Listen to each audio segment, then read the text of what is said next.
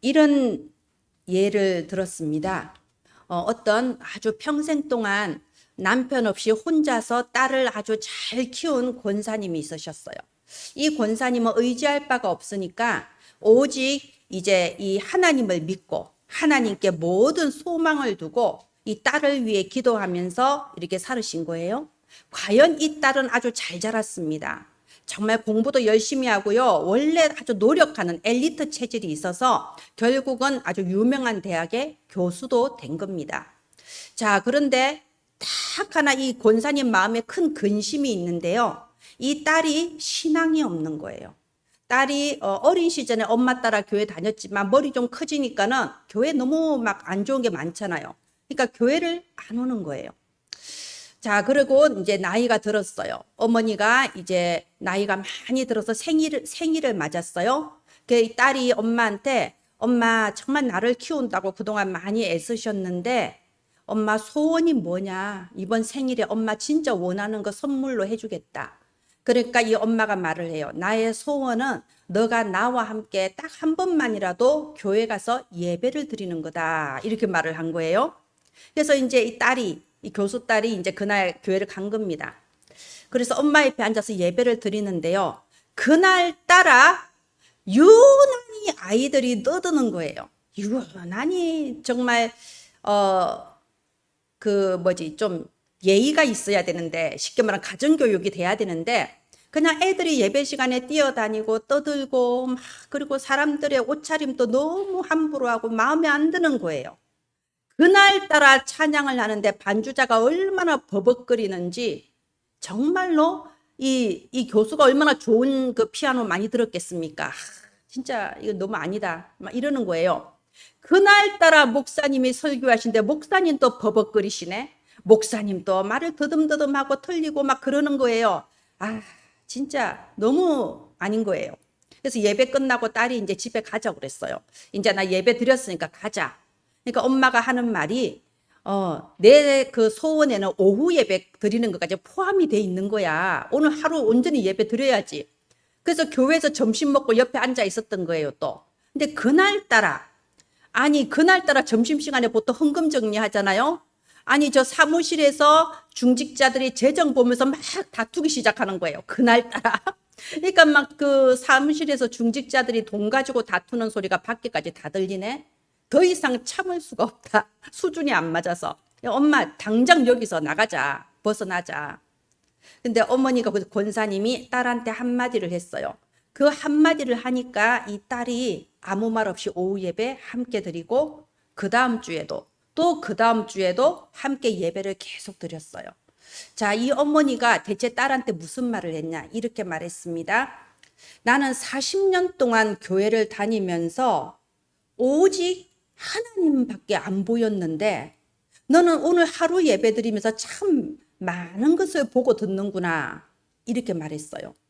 그러니까 딸이 그 주부터 계속 예배를 드린 거예요. 여러분, 우리가 교회를 다닌다는 건 하나님을 바라보는 거예요. 하나님께 나의 소망을 두고 가는 겁니다. 다른 것에 들리고 그때마다 흔들리고 이거는 신앙생활이 아니고 뭐죠? 사람에게 좌우되는 인앙생활이 되는 겁니다. 그래서 오늘 제목이 하나님께 소망을 두고 너의 삶으로 찬양하라. 하나님이 내게 주시는 음성으로 들으시고 이번 한 주간 나의 온 삶을 다 들여서 나는 하나님을 어떻게 찬양하며 어떻게 영광 돌리고 있는가? 과연 나는 무엇에 소망을 두고 무엇에 의해 좌우되고 있는가? 질문하는 그런 한 주간 되기를 바랍니다. 우리가 다음 화면 해주세요. 우리가 모든 사람에게 필요한 것이 무엇이냐라고 물으면요, 많은 사람들이 마음속에서 돈 이렇게 말이 나옵니다. 아니면 인기, 아니면 사람들의 인정, 아니면 사랑하는 가족, 이렇게 필요한 것들을 생각합니다. 근데 이런 말이 있어요. 나무는 가을이 되어서 모든 잎과 꽃이 다 사라지고 나서야 그 여름에 피었던 화려한 꽃과 나뭇잎들이 다 헛된 영화였구나 깨닫는데, 사람은 죽어서 관 뚜껑이 닫힐 때가 되어서야 내가 그렇게도 집착했던 돈과 명예와 사람, 가족들이 다 헛된 것이구나를 깨닫는다고 합니다. 여러분, 나아만 장군이 아수르 그 대나라의 대제국의 장군 노릇으로 있을 때 자기 문제 해결 못했습니다. 그 권세로도 그 물질 그거로도 해결할 수 없었어요. 우리에게 정말 필요한 게 뭘까요? 여러분, 핸델 아시죠? 음악의 어머니라고 하는 핸델. 자, 이 핸델이요, 굉장히 삶에 아주 큰 그 질곡을 겪을 때가 있었죠. 작곡하는 것마다 다 실패해요. 그리고 돈 빌렸는데 갚지 못해서 파산 상태에 이르렀어요. 그리고 굉장히 오래된 이 불치병에 시달리는데 병이 치유가 안 되는 거예요. 모든 걸 다 잃었어요. 주변에서 핸델은 이제 끝났다. 이제 핸델에는 기대할 바가 없다. 막 이러고 있을 때였어요.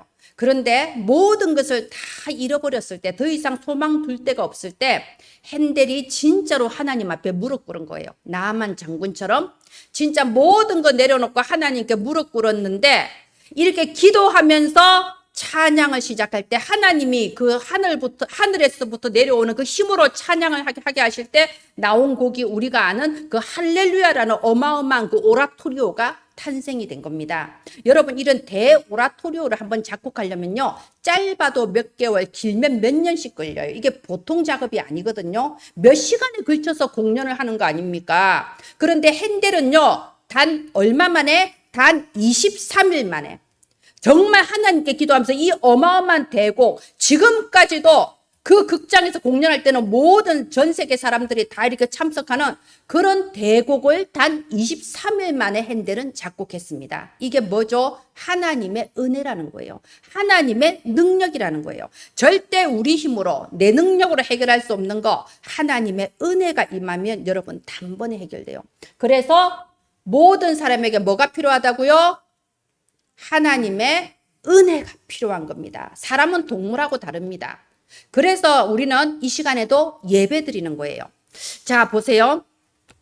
시편 147편 6절에 보면요, 겸손한 자라는 부분이 나오죠. 여러분, 겸손한 자라는 게 무슨 뜻일까요? 우리가 먼저 알아야 될 게 뭐냐면은 세상 나라와 하나님 나라는 완전히 다르다는 거예요. 세상에서 쓰는 말과 하나님 나라는 말도 다르고요, 기준도 다르고 법도 다릅니다. 그러면 여기서 겸손한 자라는 말이요, 이 세상 나라에서 쓰는 겸손하고는 다른 의미라는 거 여러분 미리 딱 알고 들어가야 되는 거예요. 자, 그리고 10절을 한번 보세요. 10절. 여호와는 말의 힘이 세다 하여 기뻐하지 않으시고 사람의 다리가 억세다 하여 기뻐하지 않으신다고 되어 있습니다. 여러분, 이 시간에 진짜 오직 하나님 바라보면서 집중하시기 바랍니다. 자, 이 말이 지금 무슨 말인가요? 여러분, 세상에서는요, 굉장히 능력이 있어야 되고요, 잘해야 돼요. 뭔가 업적이 나타나야 됩니다. 바로 그게 세상의 기준이에요. 그래서 말에 힘이 세고 사람의 다리가 억세야 되는 겁니다. 만약에 내가 연약하고 내가 무능하면은 어떻게 될까요? 퇴출되는 거예요. 예를 들어 직장에 다니는데 내가 맨날 우울증에 시달리고 공황장애에 시달리고 정신이 오락가락하면요, 아무도 안 좋아해요. 조용히 사직을 곤고하게 되는 겁니다. 이게 세상 나라예요. 그런데 하나님 나라는 다릅니다. 오늘 10절이 그 결정적인 차이점을 내보이고 있는 거예요. 하나님은요, 우리가 연약하고 우리가 실수하고 우리에게 문제가 있을 때 뭐라고 하시냐? 네가 그럴 수밖에 없는 그 근원적인 부분을 말씀을 하시는 거예요. 창세기 3장으로부터 시작된 근원적인 불신앙, 근원적인 죄성, 거기에서 오는 지금의 모든 문제, 너의 연약함을 하나님은 말씀하세요. 그래서 그 부분을 어떻게 한다고요? 하나님이 해결해 주신 거예요.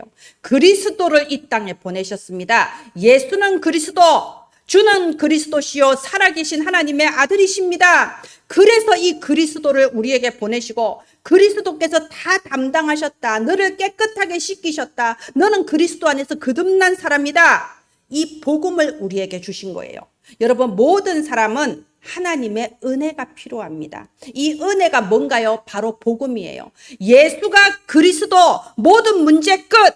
바로 이 복음이 하나님이 우리에게 주신 은혜예요. 자, 그러면 우리가 다시 겸손한 자. 겸손한 자가 무슨 뜻일까요? 겸손한 자는 세상에서 말하는 그런 겸손한 자를 지금 말하는 게 아닙니다. 자, 여기 11절에 그 답이 있습니다. 11절 우리 다 함께 한 목소리로 읽어봅시다. 시작. 여호와는 자기를 경외하는 자들과 그의 인자하심을 바라는 자들을 기뻐하시는도다. 여러분, 여기 경외라는 게 무슨 뜻인지 아나요?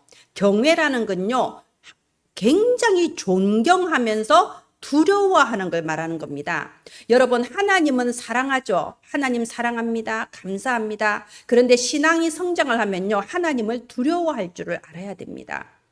자, 지금 이스라엘 백성들이요, 하나님을 두려워할 줄을 몰랐어요. 그런데 지금 이 시편 147편의 배경은 뭐냐? 이스라엘 백성이 70년 동안 바벨론에서 포로 생활을 마치고 드디어 이 가나안 땅, 약속의 땅으로 돌아와서 성벽을 다시 재건하는 바로 그 시간표에 적어진 시가 바로 이 시편 147편이에요. 그래서 두려움이란 단어가 나온 겁니다. 이스라엘 백성이 포로되기 전에 어땠나요? 교만했습니다. 우리가 율법만 잘 지키면 되지. 우리는 하나님이 택하신 아브라함의 자손인데 설마 우리나라가 망하겠냐? 절대 그럴 리가 없다.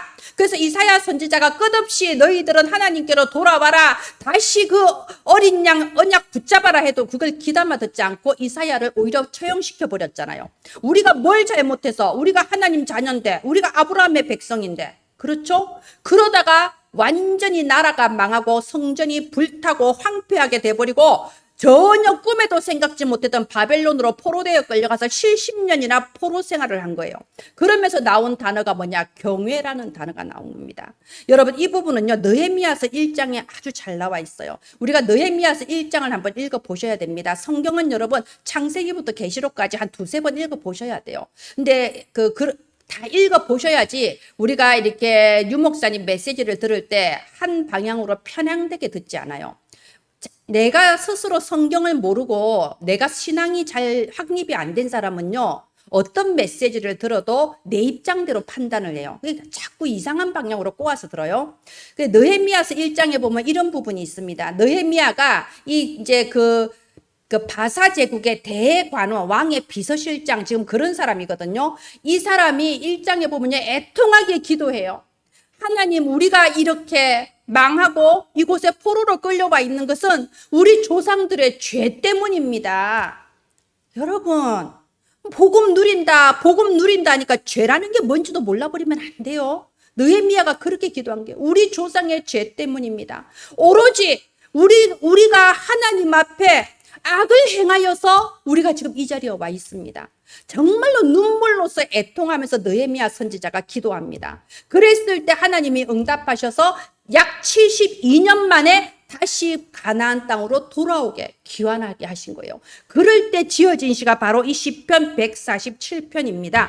우리는 하나님을 존경하고 사랑하며 하나님을 두려워할 수 있어야 돼요. 그게 겸손한 자라는 겁니다. 자, 그리고 이 느헤미야 선지자 그 1장을 읽어보면요, 오직 하나님께만 소망을 두고 있습니다. 내가 지금 온 세상을 다스리는 대제국 바사에 이런 높은 지위에 올랐지만 내 지위와 내 권세에 소망을 두지 않고 있어요. 이 바사의 대황제에게 소망을 두지 않고 있어요. 우리의 소망은 오직 하나님께 두고 있다는 겁니다. 그래서 오직 하나님께 소망을 두고 오직 하나님의 은혜만이 내게 필요함을 고백하며 오직 하나님의 은혜를 바라는 자를 보고 겸손한 자라고 하는 거예요. 그래서 11절에 여호와는 자기를 경외하는 자들과 그의 인자하심을 바라는 자들을 기뻐하신다고 하는 겁니다.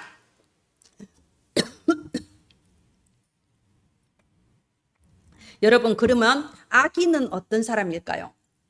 세상 나라와 하나님의 나라는 다르다고 했죠. 여러분, 악인이라는 건요, 세상에서 말하는 그런 악인을 지금 말하는 거 아니에요.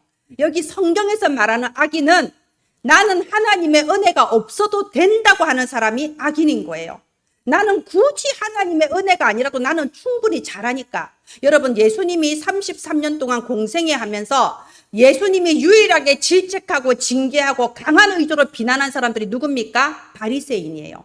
바리새인이 하나님의 은혜가 필요 없다고 하던 사람이에요. 우리는 율법을 잘 지키니까, 우린 유대인이니까 우리는 하나님의 은혜가 아니라도 우리가 워낙 365가지 율법을 잘 지키고 그게 가장 중요하다. 이러니까 하나님이 예수님께서 바리새인들 보고 이 독사의 자식들아 회칠한 무덤아 이랬던 겁니다. 여러분, 악인은요, 나는 하나님의 은혜가 필요 없다라고 하는 사람, 그게 영적인 교만이거든요. 그런 사람이 바로 악인이에요. 여러분, 오늘 메시지 가장 중요한 게 이거예요. 겸손한 자는 무엇이며 악인은 무엇인가? 하나님이 보시는 기준은 세상과는 완전히 다릅니다. 저는요, 참 이런 오해를 받아요. 사람들이 저를 보면 주로 제가 메시지하는 모습을 보니까요, 굉장히 자신만만하고 당당하고 담대하고 저를 이렇게 해석하더라고요. 뭐 괜찮아요. 하나님이 나를 통해 하실 일이 있어서 그렇게 보이게 하는구나라고 전 받아들입니다. 근데 여러분, 사실은요, 저는 우리 교회 원단 메시지 있죠. 은혜와 긍휼과 평강. 저는 저 기도를 하루에 못해도 대여섯 번은 해요. 정말 아침에 눈 떠서부터 밤에 잠자리 들 때까지 나는 하나님의 은혜가 아니면 살 수 없습니다. 하나님 나를 불쌍하게 여겨주옵소서. 하나님 저를 불쌍하게 여겨주옵소서. 하나님 저에게 은혜와 긍휼을 베푸소서. 하나님 저에게 평강을 주옵소서. 저는 이 기도를 진심으로 하루에 대여섯 번은 합니다. 왜요? 저는 제가 하나님의 은혜와 긍휼이 여기심이 없으면 잠시도 살 수 없고 아무것도 할 수 없다는 나의 이 연약함과 죄성을요, 굉장히 뼈저리게 통감하고 있거든요. 이게 저의 솔직한 고백이고 하나님 앞에서 진실한 고백입니다. 여러분, 시편 145편 14절에 보면요, 하나님은 누구를 붙드시느냐가 나와 있습니다. 하나님은 모든 넘어지는 자를 붙드신다고 되어 있습니다. 맨날 넘어지고 자빠져라 그 말이 아니고요, 내가 넘어질 수밖에 없다는 사실을 알고 하나님 앞에서 넘어지는 사람, 하나님 앞에서 무너지는 사람, 정말 사람 앞에서는 그럴 수 없지만 하나님 앞에서는 나의 죄성을 회개하며 나를 불쌍하게 여겨주옵소서. 나는 하나님의 은혜가 필요합니다. 바로 이런 사람을 하나님은 붙드시는 거예요. 그래서 오늘 우리 읽은 147편 6절에도 여호와께서는 겸손한 자들을 붙드신다고 하는 겁니다. 제가 아까 교수의 딸을 얘기했죠. 여러분, 이 교수는요, 하나님의 은혜가 아니라도 충분히 잘 살 수 있는 사람이에요. 자기는 규모도 있고, 자기는 똑똑하고, 자기는 능력이 있고, 자기는 바르게 사는 사람이에요. 그러니까 교회 오니까요, 너무나도 이상하잖아요. 그죠? 근데 우리가, 제가 능력 없고, 규모 없고, 엉망으로 살아란 뜻은 아닙니다. 하나님의 자녀는 규모가 있어야 돼요. 하나님의 사람은 의지력을 가지고 나를 갱신시킬 수 있는 그런 힘이 필요합니다. 그래야 세상을 이끌고 가는 리더가 될 수 있습니다. 또 그것이 하나님의 뜻이에요. 어디 세상에 다 가서 동정받고 살아라고 돼 있습니까? 세상에서 빛을 발하라고 돼 있죠? 그죠? 자, 그런데 이 사실은 알아야 돼요. 그 누구라도 어떤 사람이라도 하나님의 은혜가 없이는 제대로 살 수가 없어요. 언젠간 넘어지고 결국은 문제 오게 되어 있는 겁니다. 그래서 모든 사람에게 필요한 것은 하나님의 은혜. 은혜 중에 은혜는 예수 그리스도. 이 복음이 우리에게 꼭 필요한 것입니다. 다음 화면 해주세요. 왜 우리는 하나님을 찬양해야 될까요? 오늘 제목이 하나님께 소망을 두고 너의 삶으로 찬양하라인데요. 여기 1절 보십시오. 할렐루야 이러면서 시작합니다. 끝에도 여기 20절 끝에도 할렐루야 이러면서 끝나잖아요. 그죠? 왜 이렇게도 할렐루야라고 할까요? 여러분, 할렐루야가 무슨 뜻일까요? 이 할렐루야는 할랄이라는 단어에서 나왔는데요. 이 할랄이라는 단어의 이제 강조형이에요. 할랄의 뜻이 뭐냐? 자랑하다, 빛나다, 격정적이다, 막 이런 뜻이 할랄이에요. 그런데 이게 강조형으로 들어가면요, 계속 한다는 그런 의미가 들어가거든요. 그래서 할랄에다가 맨 끝에 야라는 거는요, 우리 여호와 하나님의 줄임말이에요. 자, 그래서 이걸요 해석을 하면 할렐루야는 계속해서 매우 강렬하게 격정적으로 여호와를 찬양하라라는 뜻입니다. 그래서 여기 7절에도 보면요, 우리 하나님께 노래하며 찬양할지어다. 12절에도 여호와를 찬송하라, 찬양하라. 그리고 우리 시편 맨 마지막 150편 6절에도 호흡이 있는 자마다 여호와를 찬양할지어다 할렐루야 이러면서 시편이 끝나고 있습니다. 도대체 왜 이렇게 격정적으로 강렬하게 여호와를 찬양하라고 할까요? 여러분, 우리도 할렐루야 하잖아요. 근데 우리 할렐루야 어떻게 합니까? 아이고 부끄러워라. 우리 워크숍에 할 때도 할렐루야 단어인데 아유 할렐루야. 빼고 하기도 하고 할렐루야 이렇게 하기도 하고 우리 잘 그게 안 나오잖아요. 우리 지금 이 시간에 하나님을 감사합니다. 고맙죠. 하나님 은혜. 이렇게 하지 막 격정적으로 강렬하게 계속해서 할렐루야 안 되잖아요. 그러면 참 이게 한번 질문을 해봐야 돼요. 이 시편을 지은 이 믿음의 사람들과 나의 하나님이 다른 하나님일까요? 그들이 믿는 하나님과 나의 하나님이 다른 하나님일까요? 우리 에베소서 3장 19절에 너비와 깊이와 높이와 길이를 알아라고 되어 있습니다. 우리가 하나님을 더 넓게 알고 더 높이 알고 더 깊이 알아서 정말 우리도 격정적으로 너무나도 감격해서 할렐루야 이렇게 찬양하기를 하나님은 바라시는 거예요. 자, 그럼 하나님이 어떤 분이냐? 오늘 시편 147편을 통해서 잠깐 보겠습니다. 여러분, 우리 하나님은요, 고치시고 싸매시는 하나님이에요. 여기 2절에 보면요, 여호와께서 예루살렘을 세우고 이스라엘의 흩어진 자들을 모으시고라고 되어 있습니다. 제가 아까 말씀드렸죠. 이 시편 147편의 배경은 70년 동안 포로 생활하다가 드디어 예루살렘으로 돌아와서 그 무너져 있는 성전을 다시 재건하면서 지은 게 이 시예요. 여러분, 그래서 흩어졌다. 그런데 하나님께서 세웠다라고 하는 겁니다. 여러분, 근데 이거 쉽게 세운 게 아니잖아요. 하나님께서 이 고레스 왕의 마음을 움직여서 기적적으로 포로 귀환을 하게 하셨는데 막상 시작하니까 주변에서 너무나도 방해가 심했던 거예요. 대적들이요 계속 못 짓게 방해해서 중단됐습니다. 얼마 동안? 무려 16년 동안. 여러분, 아파트를 하나 지어도 16년 동안 공사 중단되면요, 그건 완전 허물어져서 폐허돼 버리잖아요. 그러니까 얼마나 힘들었겠습니까? 그런데 하나님은 우리를 모으셔서 다시 성전을 건설하게 하셨다. 그래서 여기 3절에 보면요, 상심한 자들을 고치시며, 여러분, 여기 상심한 자, 여기는 상심한 자라고 써져 있는데요, 이게 원어에는 무슨 뜻이냐면요, 산산이 깨어지고 조각났다는 뜻입니다. 그 마음이 산산이 깨어지고 조각난 거예요. 자, 70년 동안 포로 생활하면서요, 민족적인 자존감 다 무너져 버렸겠죠. 노예고 포로잖아요. 그죠? 그리고 기적적으로 돌아왔을 때 아마 맨 처음에 끌려갔던 그 어린아이들이 이제 할머니, 할아버지가 됐을 거예요. 대부분 안 돌아왔어요. 사실은. 왜? 살기 좋잖아요. 그 대제국에, 우리가 미국에 영주권 한번 얻으려고 그렇게 애를 쓰는데 대제국 시민으로 살지 안 돌아오려고 해요. 그런데 정말 어린 시절에 그 성전을 기억하는 사람들이 자기 손자, 자녀 이끌고 돌아온 거예요. 그래서 그 돌아온 사람의 이름을 다 써놨어요. 느헤미야서, 에스라서에 보면요. 자, 그런데 돌아왔는데 어떻습니까? 어린 시절의 기억은요, 그 웅장한 성전에서 솔로몬과 다윗이 세운 성전 아닙니까? 그 웅장한 성전에서 찬양을 하면서 했던 그 성전이 완전히 무너져서 바닥에 깔려버렸다니까요. 그 마음이 얼마나 상심하고 얼마나 슬프고 얼마나 절망적이었겠어요? 눈물밖에 안 흘려요. 그래서 느헤미야서에 보면요, 느헤미야가 백성들이 울고 있으니까 이렇게 말합니다. 너희는 기뻐하라. 여호와를 즐거워하라. 울지 마라. 여호와를 즐거워하는 것이 너희의 복이다. 이렇게 말을 하고 있습니다. 자, 그런데 이렇게 산산이 깨어지고 조각난 그 마음을 하나님은 다시 고쳐주시고 싸매어주시고 치유해주시는 하나님이라는 겁니다.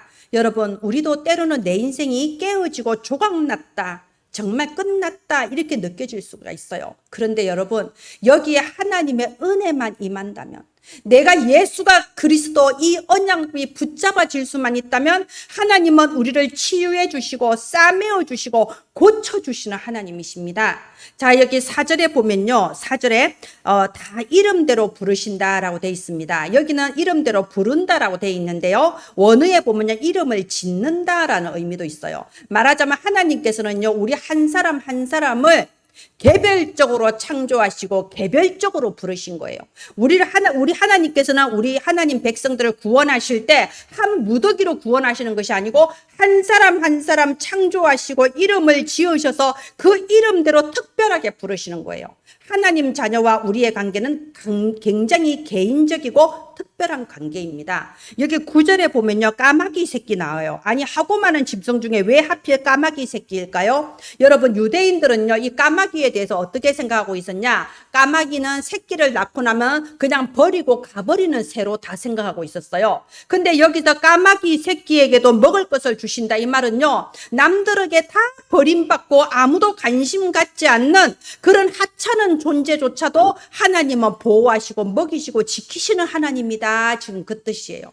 여러분이 믿는 하나님은 어떤 하나님입니까? 여러분도 나의 상처받고 깨어지고 조각난 마음을 고치시고 싸매시는 하나님으로 믿으시는 줄을 믿습니다. 또 여기 13절 보세요. 그가 내 문빗장을 견고히 하시고, 여러분 이 배경을 또 다시 말씀드릴게요. 그때 포로 기한에서 성벽을 지으려고 할 때 굉장히 대적들이 방해했다고 했죠. 엄청났습니다. 이 대적들이 보고요, 여기 이제 그 다시 재건하지 못하게 하려고요, 그때 왕한테 막 편지를 보내는 거예요. 지금처럼 뭐 이메일 보내는 시대가 아니잖아요. 그렇게 노력과 수고를 들어서 저 수도에 있는 왕한테 편지를 보냈는데, 이스라엘 유대 백성들이 지금 모여서 반역을 깨하려고 한다, 왕의 그 나라에 대해서 반역하려고 한다 신고하는 편지를 보내요. 여러분 미국에서 그런 첩보가 들어오면 어떻게 돼요? 바로 항공모함 나와버리잖아요. 완전 초토화돼요. 이라크가 그렇게 됐고 사실 이란이 그렇게 된 거 아닙니까? 미국을 반역하면 초토화되는 거예요. 이 대적들이요, 이 유대인들 겨우 모여서 성벽 지으려고 하니까 그거를 방해하려고 억울한 누명을 씌운 이런 편지를 보내고요. 그리고 막 용병을 사서 막 군대를 막 일으켜서 공격을 하고요. 꼭 밤에만 또 공격해요. 밤에 이제 낮에 성벽 재건하고 밤에 좀 잘 나가면 잠을 못 자게 밤에 막 쳐들어오는 거예요. 그래서 우리가 느헤미야서나 에스라서를 보면요, 낮에는 일을 하고 밤에는 다 창과 칼을 두고 이렇게 잠을 못 자고 파수를 받다고 돼 있어요. 일을 할 때도 한 손에는 망치를 들고 한 손에는 칼을 들고 일을 했다고 돼 있어요. 물 기르러 갈 때도요, 칼과 창을 두고 물을 기르러 갔다고 돼 있어요. 얼마나 힘들었겠습니까? 밤낮으로 괴롭히는 겁니다. 그런데 이스라엘 백성들이 마침내 이 성벽을 재건했을 때 이거는 우리가 한 것이 아니라 하나님의 은혜다, 하나님이 세우셨다. 그래서 내 문빗장을 견고하게 하나님께서 우리를 철저하게 보호하셨다. 지금 이 말을 하고 있는 겁니다. 내 가운데 있는 너의 자녀들 후손들에게도 복을 주신다, 이 말을 하고 있어요. 그래서 여기 14절에 평안이란 단어가 나와요. 여러분 평안이 뭔가요? 샬롬, 우리가 잘 아는 샬롬이죠. 자, 이 샬롬의 의미가 무슨 의미입니까? 샬롬은요, 모든 필요한 것이 채워져서 충족한 상태, 만족한 상태를 보고 샬롬, 평안이라고 하는 겁니다. 아까 일대지에서 말했어요. 우리한테 필요한 게 뭔가요? 우리에게 필요한 것은 하나님의 은혜입니다. 우리에게 필요한 것은 그리스도의 복음이에요. 하나님은 우리에게 이 복음으로 우리에게 참된 평안을 주시는 겁니다. 그리고 여기 보면요, 또 아름다운 미를 주셨다고 되어 있습니다. 14절에 보면요, 이게 뭔가요? 빛의 경제력. 하나님은 우리에게 전도할 수 있는 경제력, 선교할 수 있는 경제력, 우리가 렘넌트를 기를 수 있는 이 빛의 경제력으로 또 우리에게 채워주시는 분입니다. 우리가 믿는 하나님은 어떤 하나님이신가요? 나를 보호하시고 나에게 참된 평안을 주시고 그리고 나에게 필요한 빛의 경제력도 주시는 하나님이에요. 그리고 또 가장 중요한 거, 자, 하나님은 우리에게 말씀을 주시는 하나님이에요. 여기 15절 보세요. 여기 15절에 보면요, 그의 말씀을, 하나님께서 그의 명령 말씀을 보내신다고 돼 있습니다. 18절에도 보내신다고 돼 있어요. 여러분 이거 진짜 잘 보셔야 돼요. 하나님은 말씀을요 보내십니다. 우리가 이렇게 예배드리는 이 시간에 강단을 통하여 말씀이 나올 때, 여러분 이 시간 강의하는 시간 아니에요. 여러분 뭘 배우는 시간이 아니에요. 이 시간표에 바로 여러분에게 꼭 필요한 하나님이 주시는 말씀이 지금 강단을 통하여 선포가 되고 있는 거예요. 하나님이 하늘 보좌로부터 여러분에게 말씀을 보내주시는 겁니다. 여러분 그 믿음을 가지고 말씀을 받을 때 그 믿음이 여러분에게 능력으로 역사하시는 거예요. 여기 19절에 보십시오. 19절에 보면요, 그의 말씀을 보이신다고, 그의 말씀을 이스라엘에게 보이신다고, 말씀을 또 보이신다고 합니다. 이게 무슨 뜻입니까? 우리가 하나님이 주시는 하나님의 말씀을 받을 때 그 말씀 속에서 우리의 미래가 비전으로 보여지는 겁니다. 반드시 성취될 언약을 우리가 붙잡음으로 해서 하나님이 내게 이루실 그 말씀, 하나님이 원하시는 나의 미래가 보여지는 거예요. 말씀은 하나님이 보내주시는 거고 하나님이 보여주시는 겁니다. 그럼 어떤 일이 벌어집니까? 여기 18절에 보면요, 그것들을 녹이시고 물이 흐르는도다 돼 있어요. 자, 여기 보세요. 16절에 보면 눈이 나오고요. 서리가 나오고요. 17절에 우박이 나오고 추위가 나옵니다. 아주 추운 겨울이에요. 때로는요, 우리 인생이요, 아주 서리빨 같은 추운 겨울 속에 있다고 느껴질 때가 있어요. 도대체 응답은 언제 오는가? 도대체 언제 흑암은 무너지는가? 나는 대체 언제 막 이렇게 내가 추운 겨울 속에 있다고 느껴질 때 하나님은 가장 먼저 뭘 보내시냐? 말씀을 보내시는 겁니다. 반드시 성취된 말씀부터 주세요. 그리고 그 말씀으로 이 추위가 다 녹고 이 봄이 오는 그것을 비전으로 보여주시는 거예요. 그리고 마침내 때가 이르렀을 때 하나님은 눈을 녹이시고 정말 이 은혜가 강물처럼 흐르는 그 봄을 우리에게 주시는 거예요. 그럼 하나님 자녀는 뭘로 사나요? 말씀으로 사는 겁니다. 자, 그래서 여러분 우리는 할렐루야! 우리는 찬양하는 거예요. 여러분 루터가 이렇게 말했어요. 마틴 루터가 인간의 궁극적인 목적은 구원이 아니고 찬양이라고 했습니다. 여러분 왜요? 구원은요 하나님이 은혜로 주시는 거예요. 내가 어떻게 노력해서 구원받는 게 아니잖아요. 이건 하나님이 주시는 겁니다. 그러면 우리가 사는 동안에 뭘 해야 될까요? 우리의 궁극적인 목적은 하나님을 찬양하는 겁니다. 우리가 잘 아는 C.S. 루이스라는 작가가 있어요. 아주 좋은 책을 많이 지었습니다. 이 C.S. 루이스라는 작가는요 이렇게 말했습니다. 찬양이 뭐냐? 찬양은 우리 존재의 시작이고 우리 존재의 스토리고 우리 존재의 완성이다. 소설에 빗대어서 말을 한 겁니다.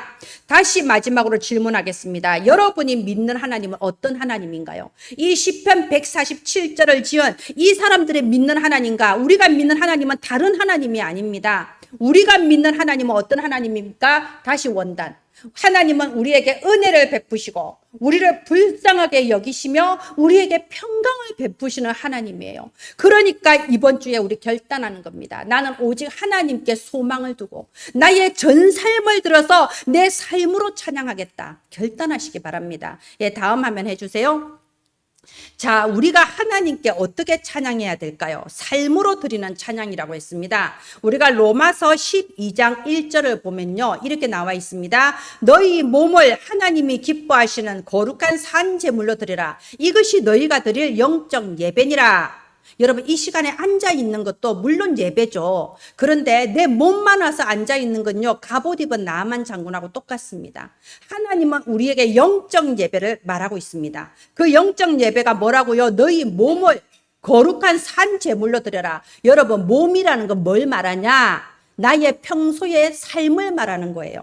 내가 평소에 생활하는 나의 생활을 말하는 거예요. 내 생활, 내 삶으로 하나님께 찬양 드려라, 예배 드려라. 이게 하나님의 명령이에요. 우리가 느부갓네살 왕이나 다리오 왕이나 아하수에로 왕 그 시대의 최고의 VIP들 아닙니까? 최고의 엘리트들이죠. 그런데 이 왕들의 공통점이 뭐냐?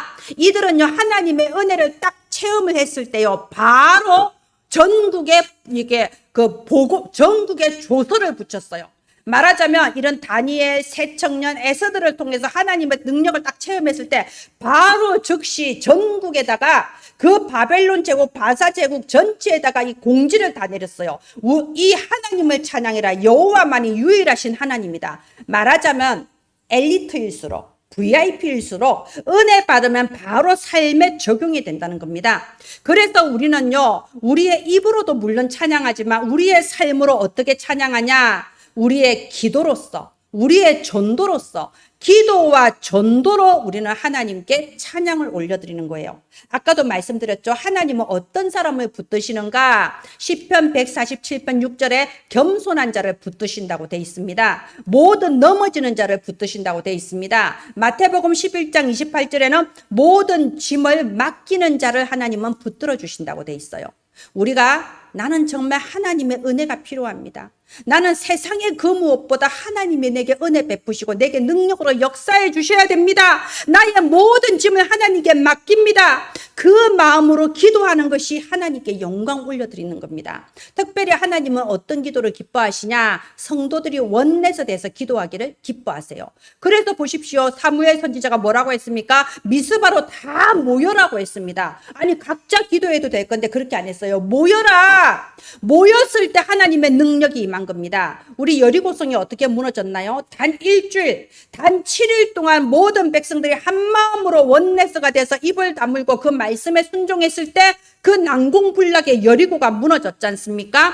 그래서 여러분, 우리는 이번 주에 초다새에 집중을 해요.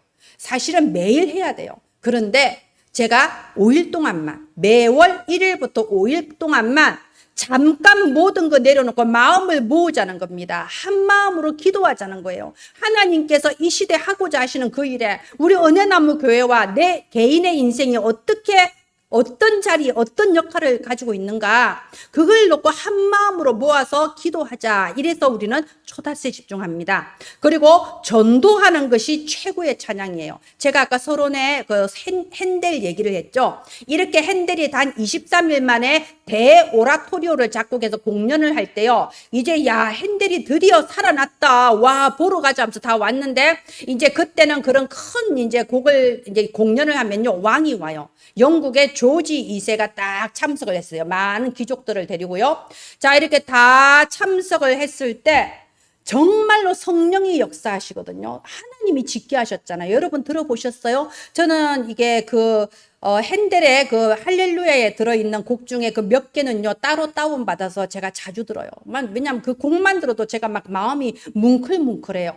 그런데 이렇게 막 곡이 진행돼 나가면서요, 몇 시간 공연하거든요. 사람들이 막 은혜 받은 거예요. 막 이제 믿음이 생기고 은혜 막 받는데 마지막 할렐루야 아시죠? 할렐루야. 할렐루야. 이거 할 때는요, 너무나도 감동이 북받쳐서 그 조지 2세 왕이 그 자리에서 벌떡 일어난 거예요. 이 도저히 앉아서 들을 수가 없다. 살아계신 하나님이 지금 우리 앞에 와 계시구나. 아, 정말 내가 하나님께 영광 올려야 된다. 이래서요, 조지 2세가 벌떡 일어난 거예요. 왕이 일어나니까 어떻게 해요? 옆에 귀족들도 다 일어나고 옆에 그 백성들도 다 일어난 거죠. 그때부터 전통이 돼서 문화적인 이제 에티켓이 생긴 거예요. 여러분도 혹시 그럴 기회가 되면요, 할렐루야가 공연될 때는 여러분 다 일어나야 돼요. 그게 세계적인 문화 에티켓입니다. 근데 그 출발이 뭐라고요? 핸델이 받은 은혜로부터 조지 2세에게로 전달이 된 거예요. 여러분, 이게 전도예요. 내가 먼저 하나님께 은혜 받고 내가 정말 내게 이 감사가 넘쳐서 할렐루야, 정말 매우 강렬하게 격정적으로 하나님 감사합니다, 나는 하나님의 은혜가 아니면 살 수 없습니다, 아멘, 이랬을 때 여러분을 통하여 다른 사람에게 이것이 전달이 되는 겁니다. 그게 바로 전도예요. 그래서 여러분, 우리 20절 보세요. 20절. 그는 어느 민족에게도 이같이 행하지 아니하셨나니 라고 되어 있습니다. 여러분, 이게 무슨 구절인가요? 이스라엘 백성은 이걸 잘못 해석해가지고요, 선민사상 가졌어요. 봐라, 하나님은 다른 백성은 필요 없고 우리만 따로 선택하셨다. 그래서 저주받았잖아요. 여러분, 똑바로 해석해야 됩니다. 이거는 하나님께서 우리한테 특별한 은혜를 주셨는데, 어떤 특별한 은혜냐? 너희가 237 나라 모든 백성, 모든 민족 앞에 선지자가 되고 제사장이 되어라. 이런 특별한 은혜를 주신 거예요. 이스라엘 백성이 그거를 놓칠 때마다 노예되고 포로되고 속국되었잖아요. 그냥 내가 특별한 은혜 받았다는 사실은 아는데 방향을 완전히 잘못 잡아버린 겁니다. 우리가 저기 보면요, 이스라엘아 너는 행복한 사람이로다. 그래서요, 자부심 가지고 자존심 가지고 그 다음에 뭐라고요? 이걸요, 선전하는 거예요. 아름다운 복을 선포하는 겁니다. 그래서 여러분, 우리도 마찬가지입니다. 우리도 내가 하나님께 소망을 두고 기도와 전도로 하나님을 찬양해야 돼요. 만약 이게 안 된다, 우리가 또 노예되는 거예요. 틀린 것에 집착하고요, 상처받고요, 중독되고요, 또 노예포로 속국됩니다. 그래서 우리가 워크숍 할 때마다 맨 마지막 뭔가요? 지상명령. 너희는 땅 끝까지 만민에게 이 복음을 증거하고 제자 삼으라. 이렇게 나오지요. 예, 말씀을 마치겠습니다. 여러분, 하나님께, 다음 화면 해주세요. 맞습니다. 하나님께 소망을 두고 너의 삶으로 찬양해라고 했습니다. 여러분, 혹시 여러분 힘들게 하는 게 뭔가요? 사람, 여러 가지 힘든 부분이 있을 거예요. 여러분이 그것 때문에 힘든 거는요, 거기에 소망을 둬서 그렇습니다. 틀린 것에 소망을 둬서 그래요. 그러니까 상처받고 힘들고 미움과 원망이 나오는 거예요. 하나님께 소망을 둡시다. 하나님은 우리에게 모든 것을 채우시고 고쳐주시고 싸매주시는 하나님이십니다. 그리고 지금부터 우리는 실제로 격정적으로 내 삶으로 하나님을 찬양합시다. 언제까지 다람쥐 쳇바퀴 도는 것이 아니라 정말 격정적으로 기도하고 격정적으로 복음 증거하면서 내 한평생 하나님을 찬양하는 삶, 하나님께 영광 올려드리는 삶, 그리하여 마지막 날 보좌 앞에 갈 때에 영광의 면류관을 하나님께 올려드리는 그런 삶이 되시길 예수님 이름으로 축원드립니다. 기도합니다. 하나님 은혜를 감사합니다. 우리를 혼미하게 만들고 끊임없이 다람쥐 쳇바퀴 돌며 노예 포로 속국되게 만드는 흑암 세력들아, 만왕의 왕 되신 주 예수 이름 앞에 완전히 무릎 꿇고 떠나갈지어다. 이 시간 저희에게 성령의 충만함으로 여호와의 영이시요 그리스도의 영으로 충만케 하사 참된 것에 소망을 찾게 하여 주옵소서. 영원하신 하나님과 영원하신 언약의 소망을 두게 하소서. 우리의 삶이 격정적으로 하나님께 감사하며 하나님을 찬양하며 현장의 어둠 속에 있는 자들에게 하나님을 선포하는 삶이 되도록 하나님께서 우리 은혜나무 성도들의 삶에 역사하여 주시옵소서. 이들에게 하나님께서 견고한 보호하심과 충만한 평안하심과 아름다운 밀로 배불리시는 빛의 경제력으로 축복하여 주옵소서. 살아계신 주 예수님 이름으로 기도합니다. 아멘.